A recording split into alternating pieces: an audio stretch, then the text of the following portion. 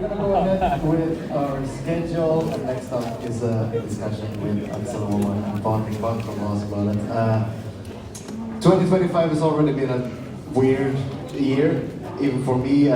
But I think that no one has had a more crazy year than Mr. International himself. So these guys are going to talk about the journey from Bara to Wasa, from tassen till rockbjörnen. And yeah, I'm looking forward to it a lot. They're going to be here for an hour. Patrik Bach and Axel Åhman.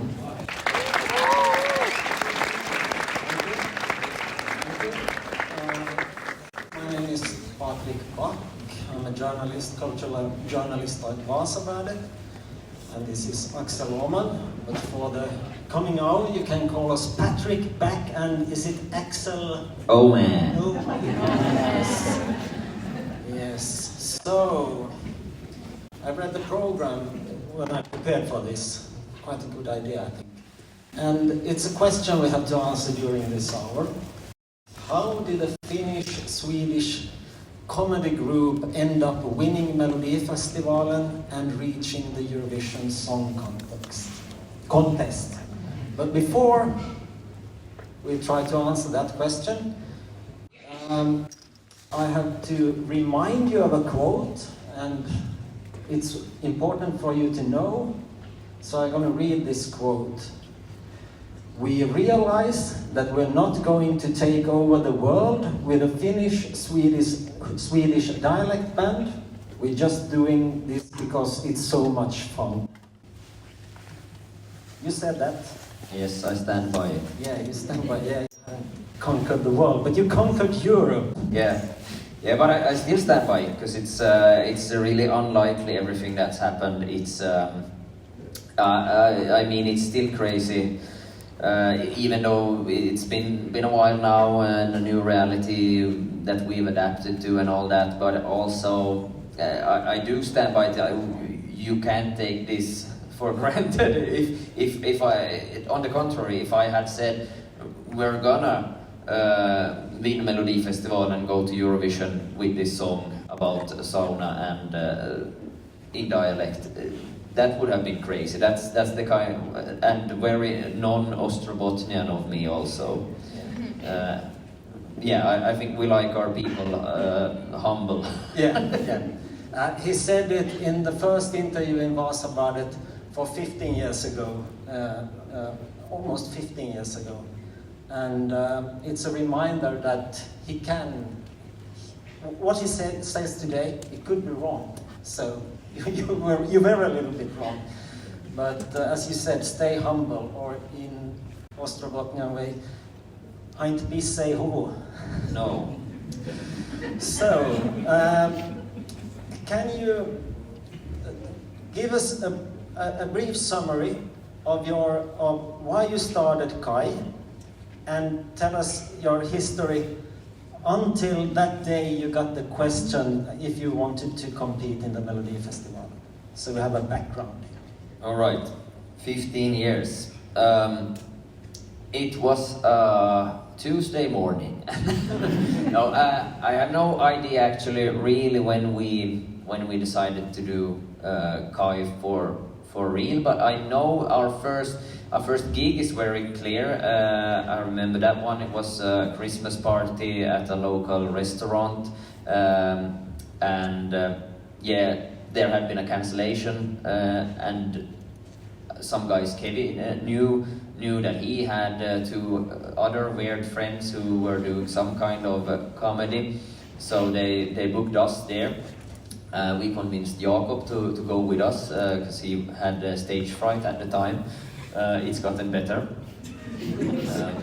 Still okay on occasions, it shows, but mostly it works out fine. And it worked out fine that time as well. And we just we went from there, writing more songs, bigger gigs, smaller gigs, every gig we could find actually. We did like I think you call them the dog years, where you just take every opportunity you can, and you know, the gigs pay for shit, and you get scammed by shady people, and you go through it all. It's like, it's really classic in a way, but also very wholesome. We learned everything that we know during these years. I mean, we were so young when we started, 16 about, and started doing gigs. So we kind of learned this craft doing it on stage, and we had a very kind audience, in my opinion, who like kept on booking us, kept on supporting us from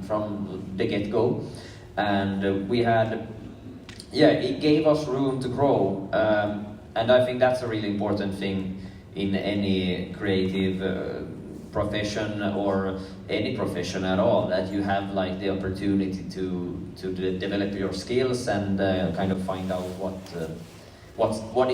it is about, and that's before it's laid like too much of a burden on you at once. We always progressed very gradually, and that's also a really good thing. Everyone keeps dreaming about this big explosion, they're gonna make it overnight, or everyone who like sparkles in their eyes tries to make it big. I don't think it's a really good thing to know 16-year-olds jumping into whatever idol or something like that. It comes with a lot of pressure, and many can handle it, but I think more people can't really handle it and need the experience and to build just that you trust yourself in the profession that you're doing. And we developed that during these years, and we were constantly like pushing ourselves to do something better, funnier, better songs, like honoring the craft every time. And also we got, along the way, we can always see there's been these questions, or where boundaries have been expanded. For example, when we got the question to do a show at Wasa teater here, and we booked for 3 or 6 gigs, and they sold out, and we did 24 gigs that spring. That was something we didn't believe in when they asked us, or like we thought, well, we can, if you think we can do it, we can try. And like we did this show and proved ourselves and the audience and everyone that, hey, this was quite fun. And then we like made our music videos where we dreamt big and built everything ourselves. We hired people to learn us how to dance and everything, and just got better all the time at what we were doing whilst having fun with it. And we got opportunities to like write musicals and all these. I think we've been quite bad at like setting the big goals for ourselves all our career. They've been like thrown at us that, hey, try this, and we, okay, let's try it. And when the years went by, we started like putting more of our own goals into it. And I think when we're approaching this year, I'm thinking about like the musicals we did. They were really important, where we learned to make a big story out of it, like taking this a song at a time to make it to a 2-hour show. And we did that twice. And when we did our 10-year anniversary concert, KAJce, I remember after that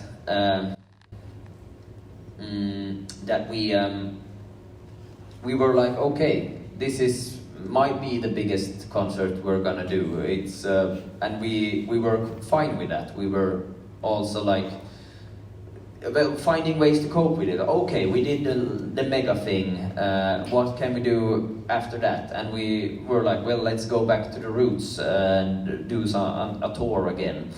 We did another musical in between, but the end game was already, that was right before the pandemic, to do a tour once more with a classic KAJ album and show. And that was what we did when I had been setting it up, booking it, it was released, everything, the album came out, and then we got contacted by Karin Gunnarsson at Melodifestivalen. And that was, well, we had got other emails through the years from like Talang and other shows, but nothing this serious or nothing that we had considered in this way. And in a way, you know, everyone, I think people tend to think, if you get an email, would you like to try to participate in Mello? Most think that we would like be jumping up and down and yeah, finally we made it. But we've been around so long at that time already that we were really thinking very hard about it, because considering what can go wrong, a lot of things can go wrong, and what's like the possibilities of course, but what's also the like hazards of it, and we were in a very grown-up way considering it from every aspect, and I'm very happy that we did that, because I think we came into it more determined and like grounded and knew what we wanted to do, and then of course it got way bigger than we expected, but coming into it we had so many experiences that built up to it being possible to be done. That's a really long explanation now. So why did you decide to say yes, we're gonna do this? Because to say no, well, we didn't have it like, here's your spot. Of course we had to make the song and everything else had to fall in place, but you would, if you turn that opportunity down, you would think about it the rest of your life and be like, wonder what could have happened, wonder what it would have been like. So at the end of the day, it was quite easy to come to the conclusion that we have to try at least. So then the next step is to write a song for the Melodifestivalen, and your trademark is comedy and always storytelling in your songs. You tell a story from beginning to end, and then you have in Melodifestivalen you have 3 minutes, and you're a dialektband from Österbotten. You have many questions there. How do you approach them? Can we do it in dialect? What can we do a storytelling song? How did the discussion go? I think you're missing one important part of our style there, and that's that we always change styles also, and that we we look at something like how do you say, it's like we look at songs, how is this an optimal idea and song for this thing.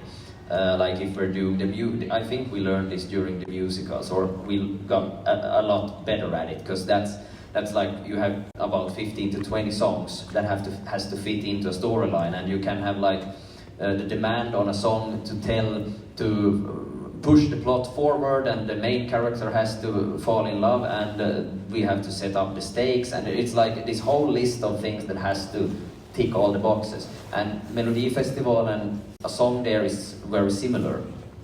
You have to be under 3 minutes, you have to push the chorus as many times as you can, you have to be like efficient right away into the vibe, and yeah, it just kind of fit our concept to try to figure out how to do it efficiently.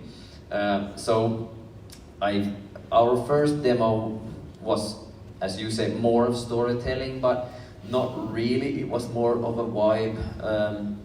It did tell a story about bastu, but it was a completely different song than the one we went with.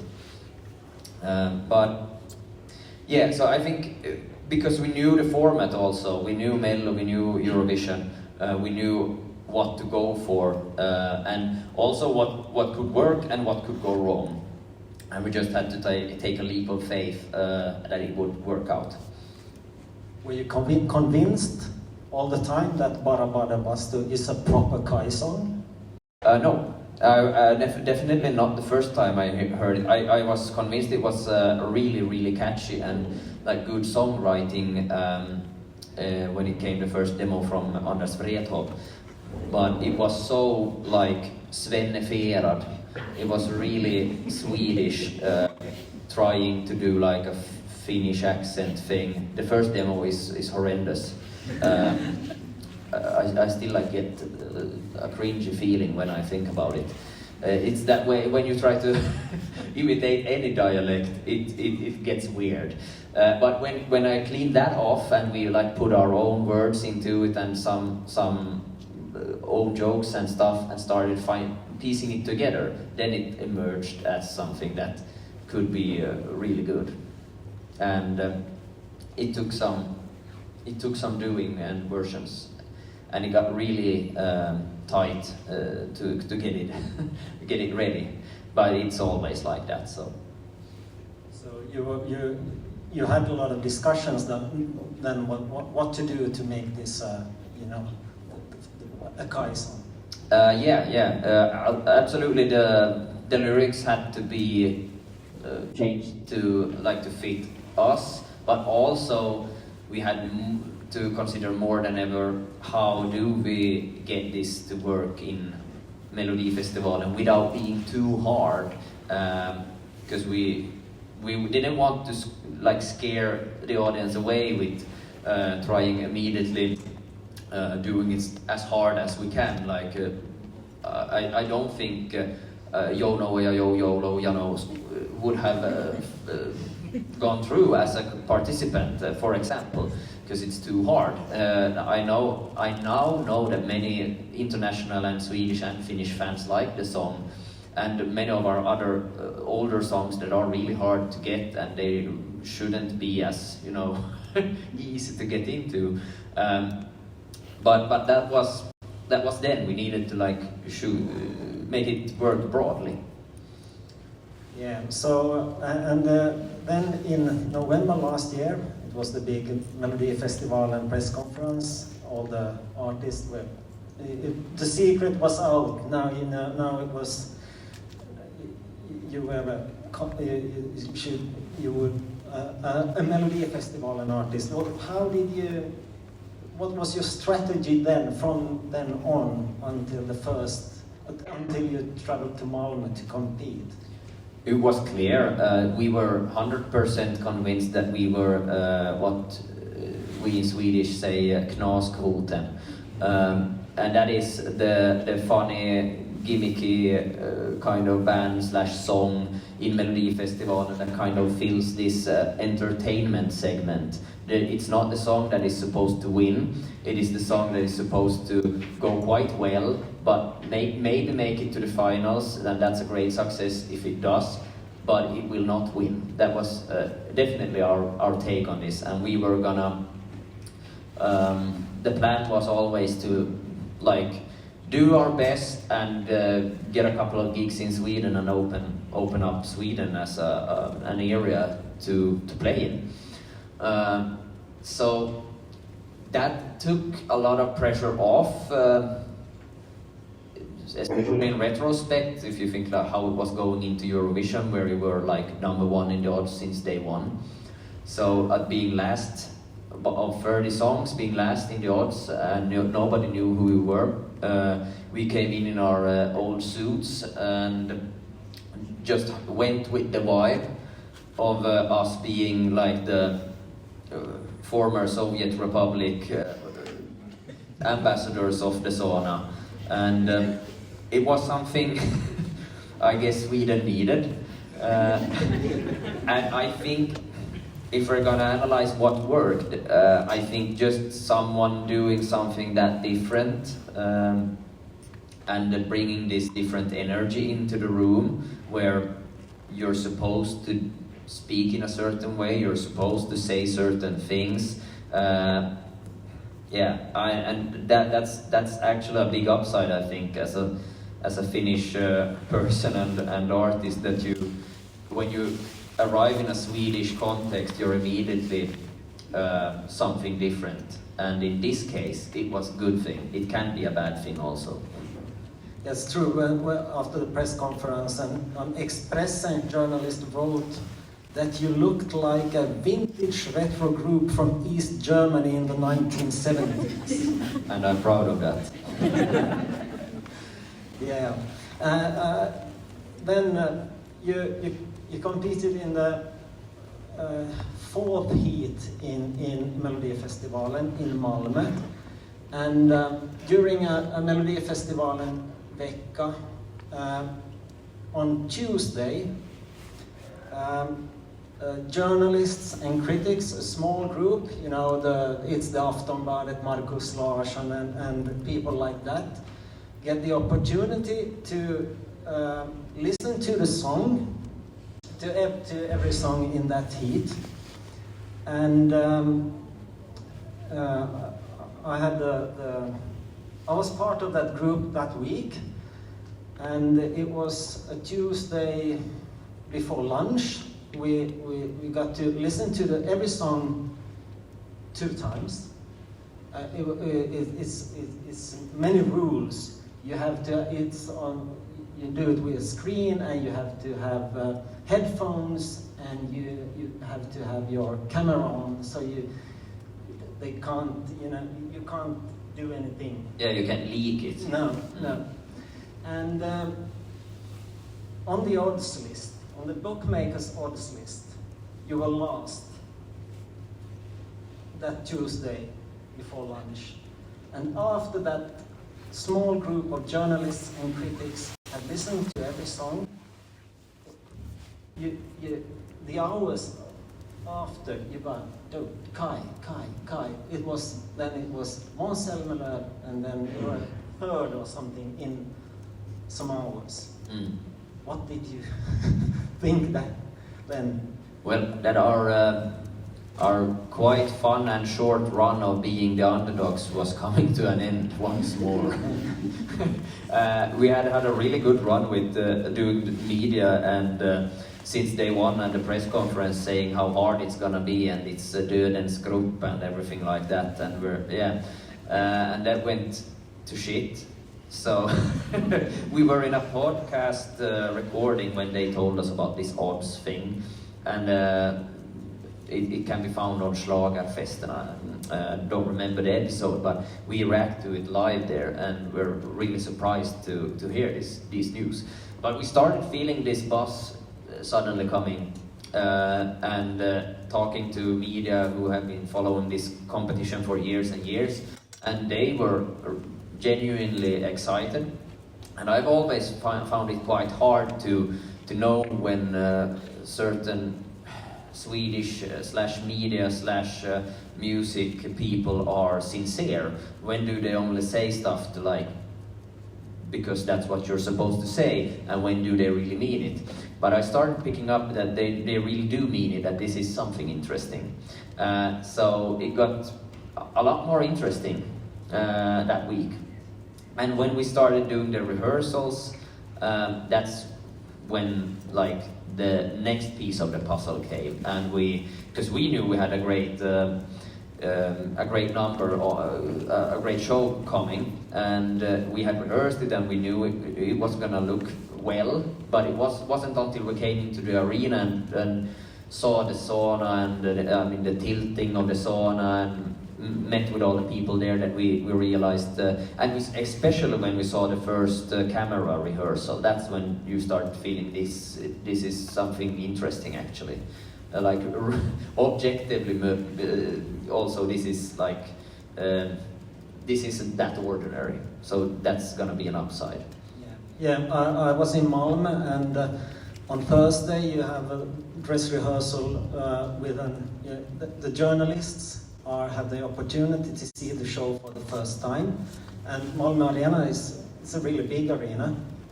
And Melodifestivalen, as you know, the Swedes are quite good at making Eurovision songs, and Melodifestivalen is a quite known European brand. So it's not only Swedish journalists there, it's many of the Eurovision community are there. So, and we saw everyone. And as you said, it was interesting because there were well-known artists like Andreas Lundstedt, and many of them looked quite stiff, and there were some young artists who were quite nervous. And then you came on last, I think, of everyone. Måns was, yeah, he was right before, I think. Yeah, and he knows what he's doing on stage.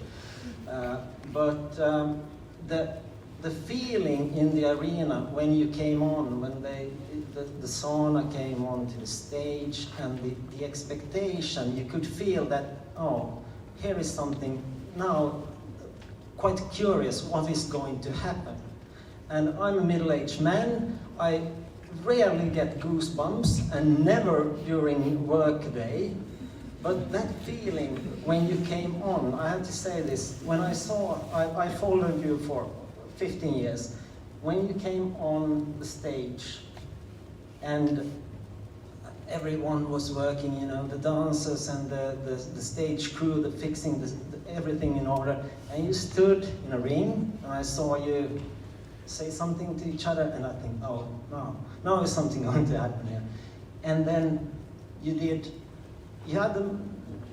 your stage show was the most complicated of everyone, and when you were through, everyone, you know, shouted, wow, they laughed, the audience laughed and everything, and I think I immediately messaged to my kids, who are really big, great KAJ fans, and to my colleagues at home, something big is happening here. This is going to be, something is going on.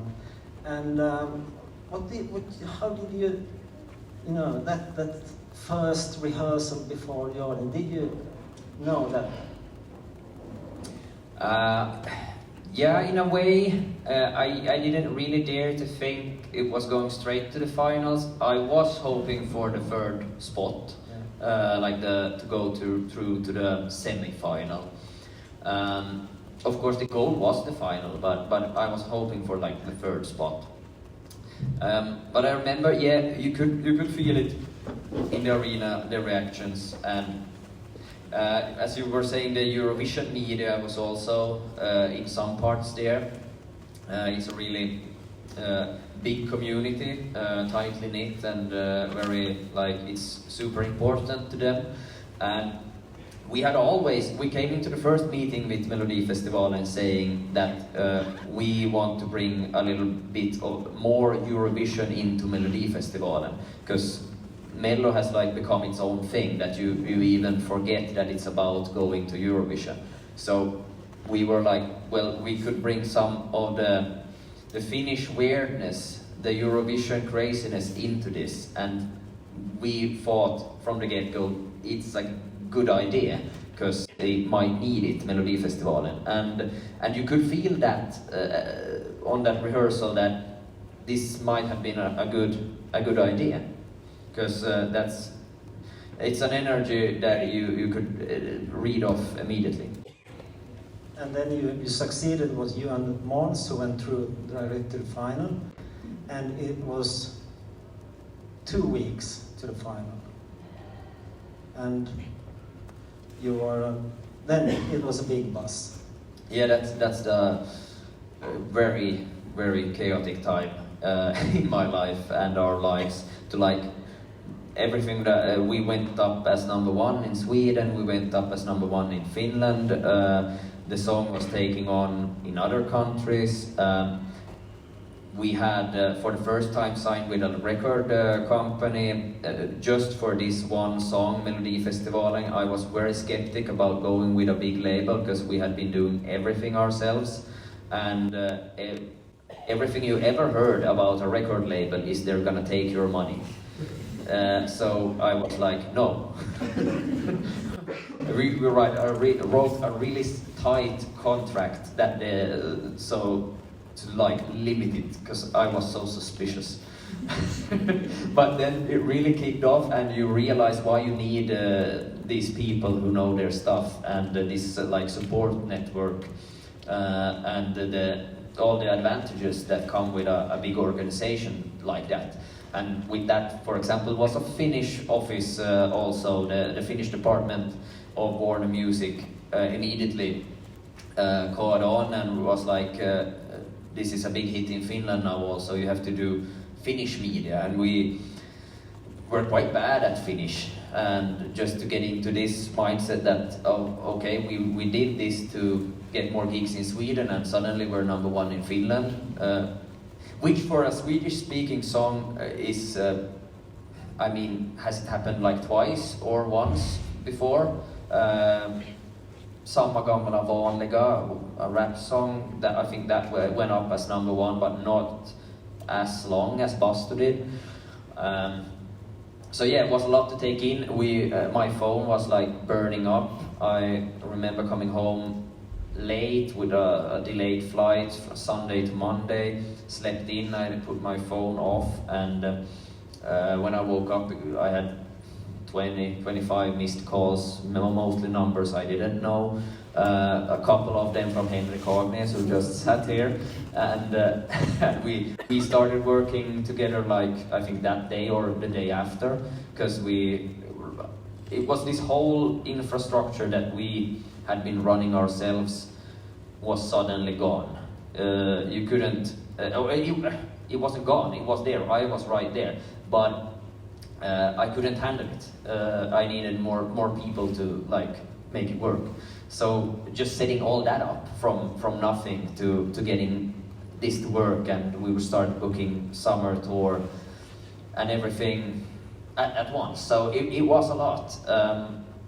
And I was really happy that we had this 1 week off, because a Melodifestivalen week is really intense. And you went into the final with, you knew you had a chance to win. Yeah, I don't remember how we climbed the odds, but it was gradually growing all the time. Yeah, we knew we had a chance to win, and the buzz was definitely there, but it's really hard to like look at it objectively now.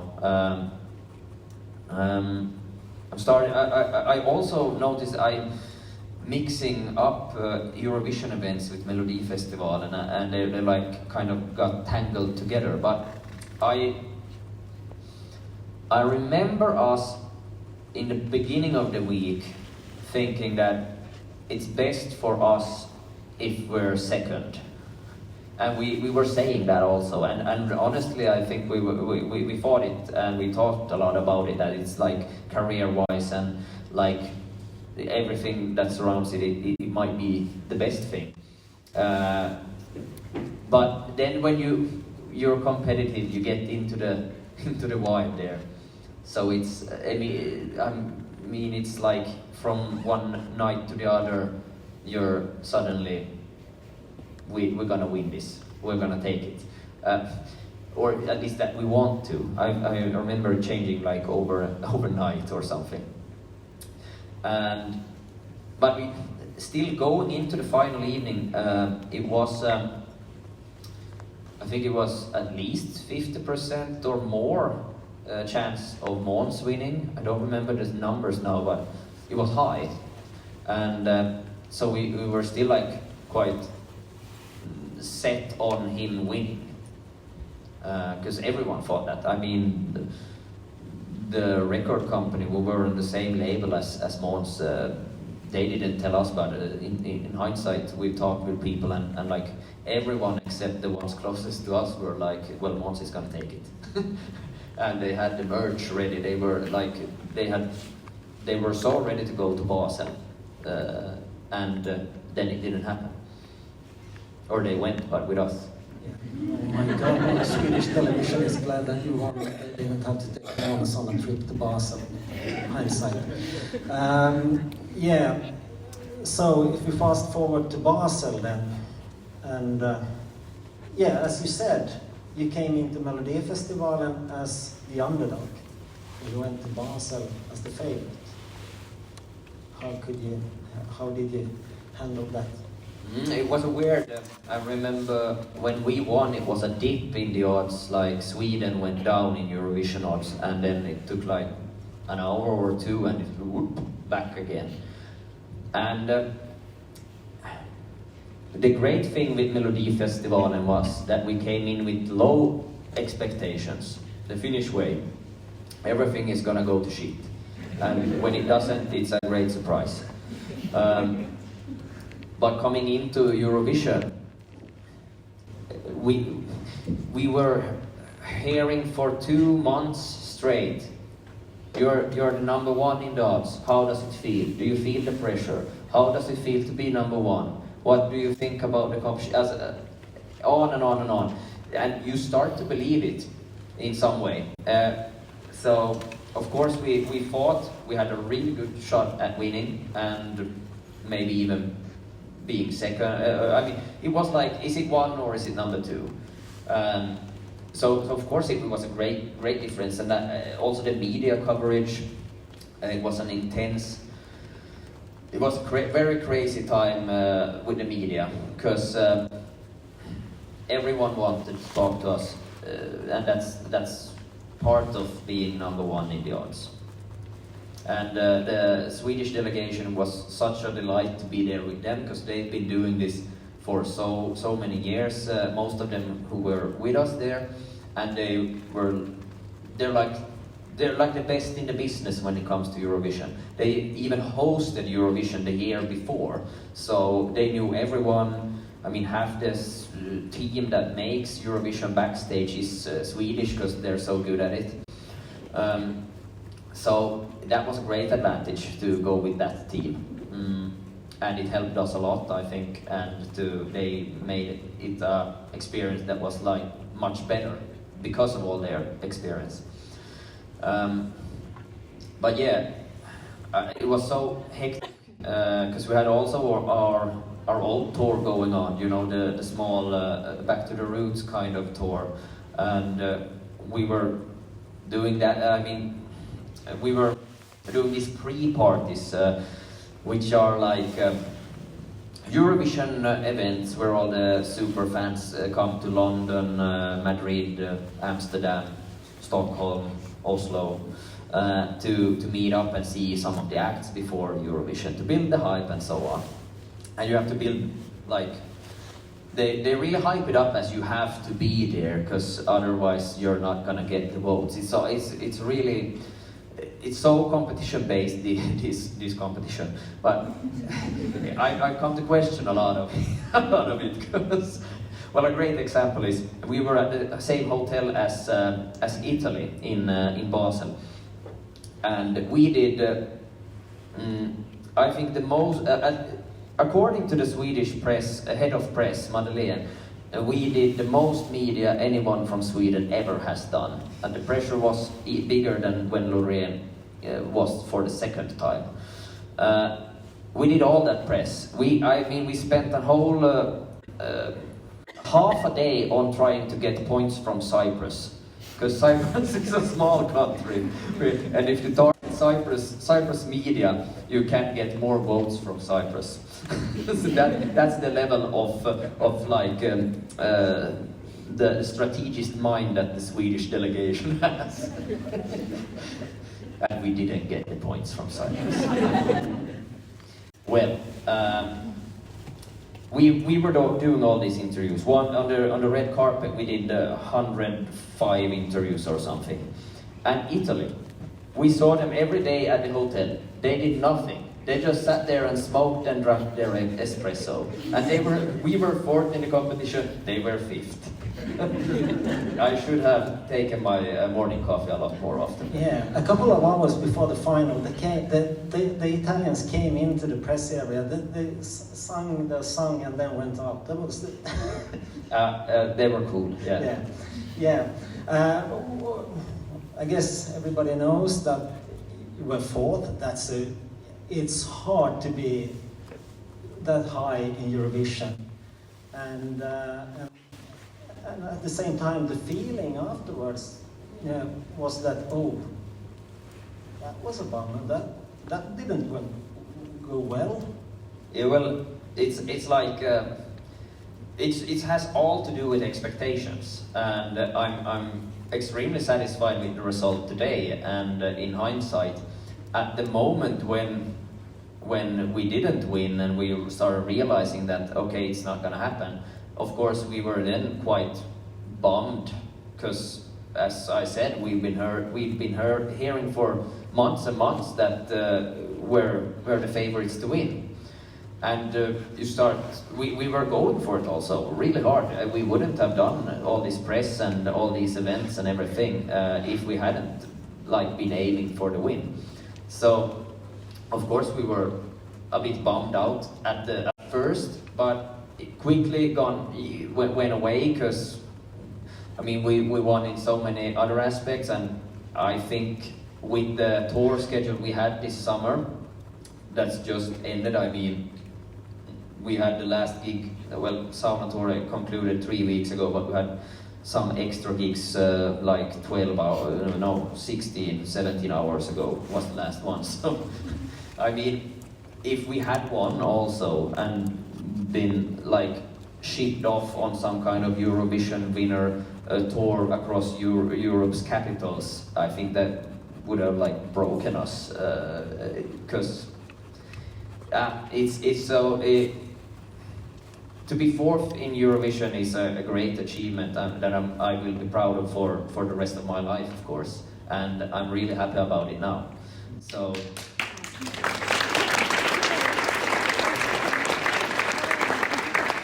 Yeah, and the effect of it is for everyone to see. As you said, your tour schedule this summer, you got a lot of gigs, and but if you come back to your roots, and that is quite interesting, is what is going to happen with what are you going to do now? Because before Melodifestivalen, you were world famous in Svensk Finland. Everywhere you went, it was sold out. You were totally unknown in the Finnish part of Finland, and you had some gigs in Sweden, but I guess it was for Swedish-speaking Finns living in Sweden. Mainly, yeah. And now you have a Finnish audience, you have an audience in Sweden and the rest of Europe, but you have your old KAJ trademark. Comedy songs with a story to tell. Yeah, and a local twist and all that. Yeah, of course, it's a quite interesting challenge ahead. Where do we go from here? We are putting together this KAJ on Ice, Helsinki Ice Hall gig coming 25th October. And we have people flying in from Australia, America, many European countries, Sweden, Finland, of course. And it's just that means we have to think about, are we gonna talk English, Finnish, Swedish, all of them, when we write the script. And also, going forward, what do you really do? How do you hold on to what's always been our thing, and how do you also appeal to the new fans? But the new fans who are gonna stick around, I think they have already made their choice to go with our old stuff also, and take it all to heart. So they want us to stay true, and we want to stay true also to who we are and where we come from and such. We're definitely gonna do that. I mean, our first single after Bara, bada, bastu was Mosquito, which is a very like KAJ idea, but it lacks the storytelling you're speaking of. It's definitely more of like hit produced to be more of a pop song with a funny twist. And yeah, and nothing wrong with that. But I look forward to getting the time to sit down with the guys and with our just to write new songs and put together ideas like we always have done. And that takes time, and it takes a lot of writing and rewriting and trying out stuff. So and that's what's been lacking actually, because how would we have had the time to really do that in a sense? I mean, Karari Arbeit, the album was over a year in the making, and most of our albums have taken a lot of time. So I think it's gonna take some time to produce like the more deep cut, really rooted KAJ stuff. It's gonna take some doing. But it's coming definitely, and we will be releasing new music also quite soon. Do you have maybe Swedish producers or something on your back that says you have to do this or you have to do a song like that? Or well, Sweden is among the best countries in the world in pop music, so that's really something we want to learn from and work with, of course, because we have the opportunity of like where we are big in Sweden right now, and we have a Swedish label, and have gotten to know a lot of great songwriters and producers. So we of course want to work with them, but being KAJ, we also want to do it like our way, do it locally, also support our roots and where we come from and the people we worked with before, and yeah, that's just the way we like to do things. But also always explore new ways to do things, explore ways to get better, find new solutions, and yeah, just evolve. Do you have any questions in the audience? Yeah. Start here. How do you,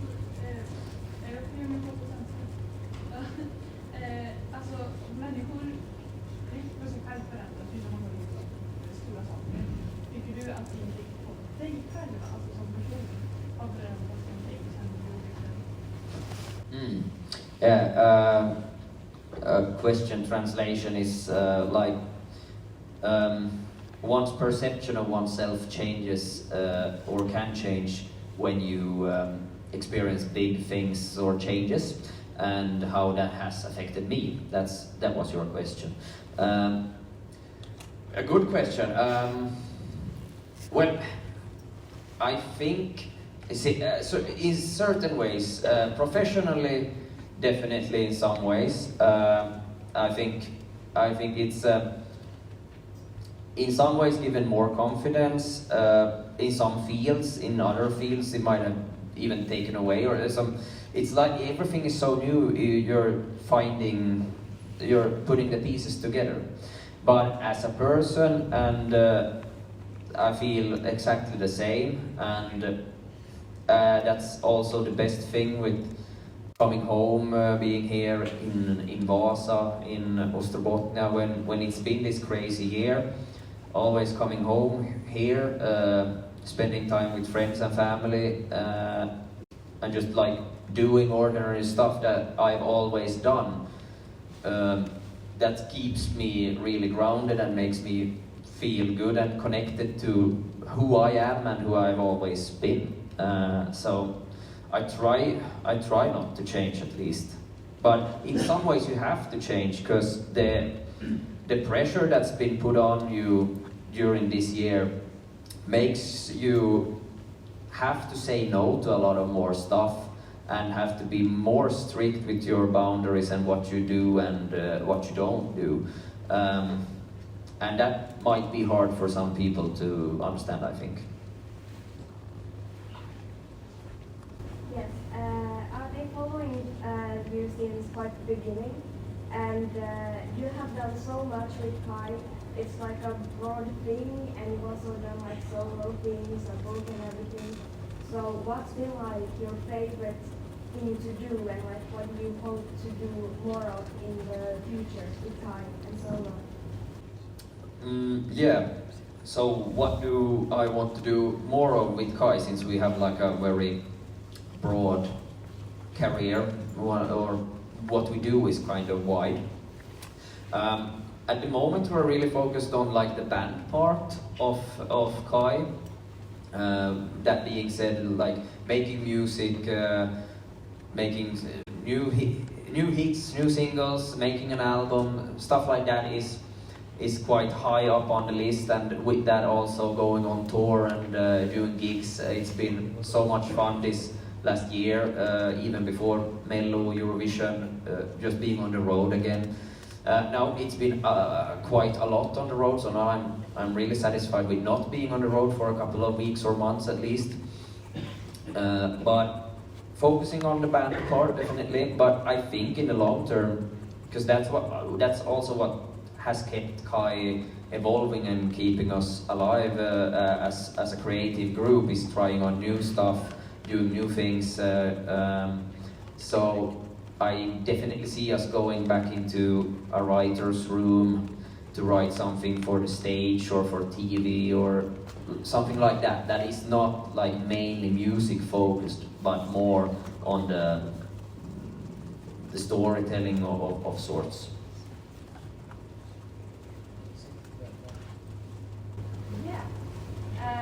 Hi, I'm wondering about, since Eurovision is an event, a live event with millions of viewers, and it can be, I'm sure, very nerve-wracking. I'm wondering about your, as an individual, not as a group now, but you as an individual human, if you could reflect some on your mental preparation, since you had very short time to prepare for Mello to this big event. What tools did you use in the short time, and also how do you think that this would have felt like for you, or how would you have coped with it if this would all have happened 10 years ago versus today? Yeah, good question. In a summary, how I've mentally prepared and coped with everything, and the like going up to Eurovision especially. I think at least Melodifestivalen was, I put all the worry into the months before we decided to do it. So when we decided that, okay, let's do Melodifestivalen, we landed on that decision. I wasn't second guessing it, I wasn't rethinking it, I was not particularly nervous at first, because it was like I had put all the worries in really early, and then I was like, okay, I'm done with worrying now. And it went on for that at least past Malmö. Of course, there's the live element where you get the nervous kick, and it gives an edge. But after winning in Stockholm, the best thing about it, because I think I was focusing much on the work, like the show that we were putting on. I knew that was good because we had rehearsed it really much, and we were satisfied with it in Melodifestivalen. And just knowing that small thing, the 3 minutes you really can't control, that they were good, and we are just gonna try to make them better. That kept me, like, my head calm in that sense, with the professional bit of the 3 minutes where it's the most pressure. But I mean, on the other hand, with the everything that was growing so much, I can't remember right now how I was coping with it. Really, we were going from place to place all the time. I like to be in control. We weren't. We just were like, you could control a day maximum at a time, or the coming hours, and I was really focused on what's next. Okay, we do that. And when I had the rare occasion when I could spend like a couple of days at home, I tried to shut it off as much as I could and do something very ordinary, and talk to my closest, of course. But definitely the biggest part of it is the preparations done long before, and all the experiences gained up till now. Because as you asked, 10 years ago I would have been 22 years old, and that's about the time when we did Patutana Kaku and our second album. I think we would have done a good job even then, but we would have been a lot worse off after, because it's 10 years of experiences and like calm that has settled in some way that you can cope with this kind of things better. It's really hard, I think, for anyone, but I wouldn't have wanted to do it at 22. That I am certain of. Any more questions? What about the friendship between you three? Has your relationship changed in some way during this crazy year? The question was if our friendship has changed during this hectic year, and no, I don't think so. It's gotten stronger because it's when you go through something like this extreme, and you're the only people who know how it is like it is me, Kevin, Jakob, our wives, maybe some of our other family members or some people in our team. It's such a small group that really know what's going on, and like the mental part of it and everything. So we have to be each other's greatest support, and it's been very important. I mean, just the thing that you can, if someone having a bad day, you can put one or two others at the front taking more responsibility, and you can rotate. You can. It's a great advantage as to be in this situation as a band. I mean, many other solo artists had a hard time during Eurovision, I heard, because they were like so lonely in this chaos. So it's been really great. But of course, we see each other all the time. We rarely call right now to just ask, hey, how's it going? Should we go play pool or something? It's I mean, we're gonna see each other in 2 days anyways, and then hang out for 2 weeks straight. So, so that's we see each other a lot, but it's often work related, of course, right now. Jag tänkte mer på Axel-grejer, alltså inte Eurovision, utan hur tänker du? Du har gjort en serie med Joel och skrivit på jättebra böcker. Hur ser du mer på journalisering också, såklart? Hur ser du mer på sådana saker nu? Eller liksom känns det mer som att du måste hålla dig till musiken för att ha nu? Yeah, how I balance like my other projects, writing books, TV shows, etc. that I've been doing with KAJ stuff. Good question. I'm finding out myself also, because there's things you want to do as an individual and there's things you want to do as a group. And what we have learned during our 15 years is also that you have to give each other space to do own passion projects and like pursue other things than just the band, and yeah, it has to be given room also for the band to feel better and creative and evolve. You have to do other things outside of that. So it's been good for us, I think, when we've done other stuff, and I'm pretty certain we're in some extent gonna do other things also, but our main goal right now is, of course, all things KAJ.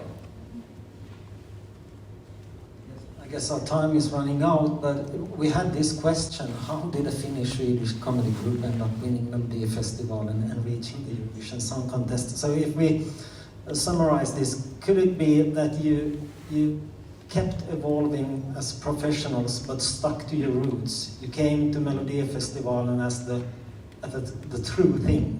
Yeah, that's definitely one thing to tick off. And timing is also something you can never take that out of the equation, because timing is everything. When something, a big break like this happens, like a big hit gets born, it's also very much timing. And if you look at Melodifestivalen, also it's also part of like the visual part of the competition. It's the song, yeah, but it's also the visual. What kind of impact do you have when everyone sees it for the first time? And if that's a good impact, it's got a good chance of lasting. But yeah, the timing was right, because Sweden in particular was ready for something different, and Europe loved that Sweden wanted to do something different for the first time in a very, very, very long time. So that I think that helped us a lot, timing also. But most important is definitely just, being true, sticking to the roots.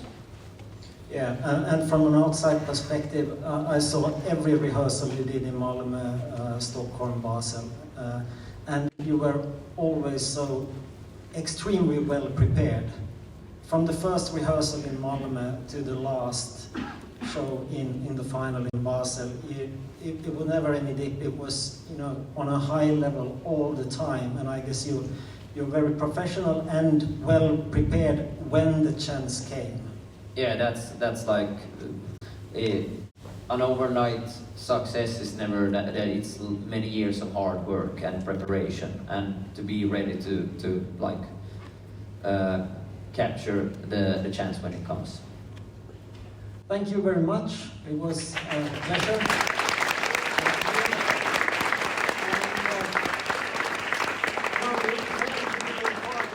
And Axel Åhman, if you want to speak to him afterwards. It's Åhman. Yeah, thank you. Thank you so much.